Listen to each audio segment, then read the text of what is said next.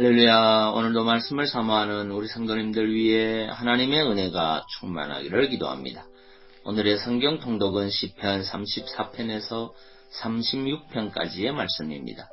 오늘은 시편 34편의 말씀을 통하여 감사할 수 없는 상황에서도 감사 찬양하는 자가 진정한 성도입니다 라는 말씀으로 은혜를 나누겠습니다. 오늘의 본문 시편 34편 1절의 말씀입니다. 내가 여호와를 항상 송축하며 그를 송축함이 내 입에 계속하리로다. 아멘. 시편 34편은 히브리어 알파벳 순으로 각 행의 첫 글자가 이루어지는 답관체 형식을 갖춘 다윗의 찬양시입니다. 1절을 보면 다윗은 내가 여호와를 송축하며 그를 송축함이 내 입에서 계속하리이다 라고 하였습니다. 즉 다윗은 하나님을 평생 찬양할 것을 서원하고 있는 것입니다. 그러면 여러분 지금 그는 어떠한 상황에서 이러한 서약을 하고 있는 것입니까? 소위 그가 잘 나가고 있는 상황입니까?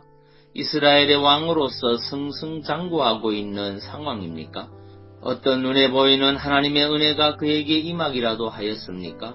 전혀 그렇지 않습니다. 본시의 배경은 표제에 나온 것처럼 다윗이 겨우 위기를 모면한 직후였습니다. 다윗은 사울에게 쫓겨 더 이상 이스라엘 땅에 머무를 수 없게 되자 이스라엘을 떠나 블레셋의 가드왕 아기스에게로 갔습니다.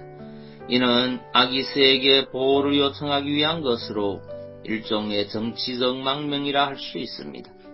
그런데 다윗은 아기스 앞에서 아기스의 신하들에 의해 블레셋 장수 골리앗을 죽인 장본인이라는 사실이 밝혀지게 되었습니다. 이제 그는 꼼짝없이 죽을 운명이었습니다.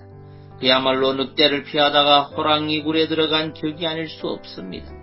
그런데 그때 다윗에게 갑자기 한 기지가 떠올랐습니다. 그것은 아기스 앞에서 미친 채 하는 것이었습니다. 그는 갑자기 행동을 변하여 미친 척하며 대문짝에 그적거리며 침을 수염에 흘렸습니다. 이를 본 아기스는 다윗을 쫓아내도록 하였습니다. 이렇게 하여 다윗은 간신히 목숨을 구할 수 있었습니다. 바로 그러한 상황에서 다윗은 하나님을 영원히 찬송하겠노라고 서약하고 있는 것입니다. 어떻게 보면 다윗이 처한 상황은 하나님을 향하여 도무지 감사하고 찬양할 수 없는 상황이었습니다. 오히려 자신으로 하여금 그러한 시련을 겪게 하시는 하나님을 향하여 불평하며 원망이라도 해야 합당하게 보이는 상황이었습니다.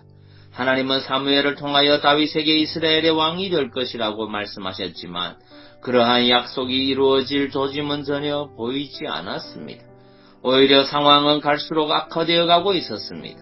왕이 되는 것은 고사하고 언제 목숨을 잃게 될지 걱정하지 않으면 안 될 처지였습니다. 그런 상황에서 그는 자기의 기지로 겨우 목숨을 건졌던 것입니다. 만일 여러분이라면 이러한 상황에서 하나님께 감사하며 영원히 찬양하겠다고 서약할 수 있겠습니까? 인간적인 시각으로만 보면 도무지 불가능한 일입니다. 그런데 다윗은 그렇게 하였습니다. 여러분 어떻게 그런 일이 가능하였습니까?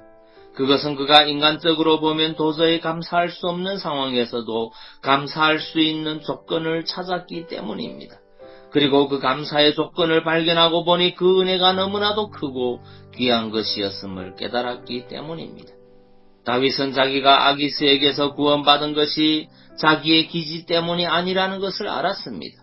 사실 그가 아무리 미친 채 한다고 해도 아기스가 믿지 않으면 아무 소용이 없는 일이었습니다. 그러나 아기스는 다윗의 급작스런 태도 변화에도 불구하고 속아 넘어갔습니다. 이는 하나님이 다윗을 구하시기 위해 그의 눈을 어둡게 하셨기 때문이었습니다. 다윗은 아기스에게서 구원받은 후에 이것이 하나님의 은혜라는 것을 알게 되었습니다.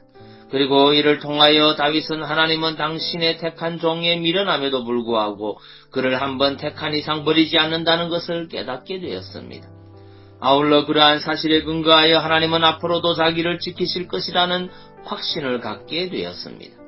그래서 그는 인간적인 시각으로 보면 도저히 감사할 수 없는 상황이지만 그 가운데서도 하나님의 은혜에 감사하며 영원히 하나님을 송축할 것임을 서약하게 된 것입니다. 여러분 진정한 성도는 이렇게 감사할 수 없는 상황에서도 감사할 조건을 찾아 감사하는 사람이라는 것을 아시기 바랍니다. 인간적으로 보면 도저히 감사할 수 없는 상황이라도 신앙적인 눈으로 보면 감사할 조건이 있습니다. 오히려 그러한 상황에서 더욱 크신 하나님의 은혜를 발견할 수 있습니다. 사도 바울은 성도들에게 범사에 감사하라고 권면하고 있습니다. 이는 모든 일에 감사할 조건이 있다는 말이기도 합니다. 왜냐하면 감사의 조건이 없이 감사한다는 것은 불가능하기 때문입니다. 하나님이 우리에게 시련을 주신다고 해도 그 가운데에는 감사할 조건이 있습니다. 시련이 징계로 인한 것이라면 죄를 깨닫게 하고 회개케 하기 때문에 감사할 수 있고, 연단을 위한 것이라면 신앙의 성숙을 가져와 더 큰 복을 줄 것이기에 감사할 수 있습니다. 그러므로 여러분은 범사에 감사하는 사람, 감사할 수 없는 상황에서도 감사의 조건을 찾아 감사하는 사람이 되시기를 바랍니다. 그런 사람이 진정한 성도입니다. 기도하겠습니다. 사랑의 주님, 감사할 수 없는 상황에서도 감사 찬양하는 자가 진정한 성도라는 것을 깨닫습니다. 힘들고 어려울 때 불평 불만하는 자가 아니라 그 속에서도 감사 조건을 찾아 감사할 수 있는 성도 되게 하옵소서. 오늘 하루도 감사로 제단을 쌓는 우리 성도님들 되게 인도하여 주옵소서. 그리고 질병으로 고통받는 주의 백성들을 주의 은혜로 치유하여 주옵소서. 예수님 이름으로 기도하옵나이다. 아멘.